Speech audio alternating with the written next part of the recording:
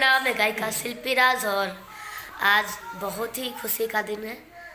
भोजपुरी के बहुत ही अच्छे कलाकार ठुमका किंग विकास मलिक जी का जन्मदिन है। जन्मदिन की ढेर सारी शुभकामना आपको। Happy birthday to you. Mata Rani आपकी हर मनोकामना पूर्ण करें। बहुत जल्द आप स्टार बन जाइए। जय माता दी, हर हर महादेव। नमस्ते, प्रणाम। हम बानी आप सबके भाई गायक पवन राजा यादव और आज हमारे एक छोटे भाई सिंगर विकास मलिक का जन्मदिन है।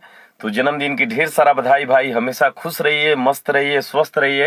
Happy birthday to you. नमस्कार, प्रणाम, जय माता दी। हम ही भोजपुरी लोग गायक सोनू सुमन। आज बता दी कि हमारे बहुत ही अच्छे प्यारे मित्र भाई विकास मलिक जी के आज जन्मदिन बा। तो जन्मदिन पर ढेर सारी शुभकामनाएं बा। विकास भाई आपके आप खूब आगे तरक्की करो, माता रानी आपके खूब आगे बढ़ाओ। हमरो तरफ से हैप्पी बर्थडे टू यू। आप जियो लिमिटेड साल। जय हो भोजपुरिया समाज। नमस्कार, प्रणाम। हम आप सबके अपन विश्वजीत विशु और आज बहुत ही प्यारा हमारा छोटा भाई विकास मलिक का जन्मदिन है। तो विकास, आप खूब तरक्की कीजिए, खूब खुश रहिए। महादेव से यही प्रार्थना है। जन्मदिन की बहुत बहुत बधाई। नमस्कार, प्रणाम। हम मानी आप सबके गीतकार जख्मी जितेंद्र।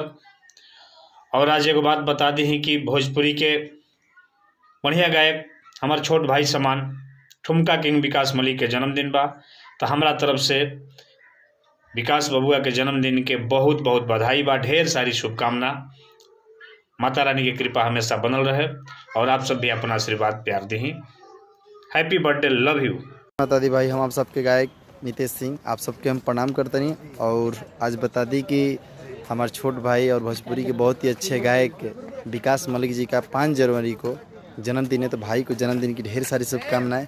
माता रानी भाई को ढेर सारी तरक्की दे और भाई मेरा खूब आगे बढ़े। लव यू भाई। जन्मदिन की ढेर सारी शुभकामनाएं।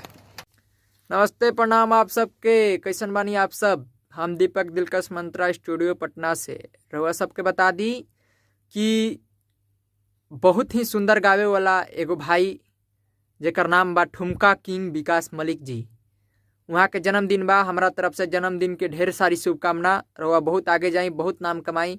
और रउआ सबसे भी रिक्वेस्ट बा कि भाई के आशीर्वाद दी, भाई के प्यार दुलार सब दी। भाई हमार बहुत आगे जाए। जय हो।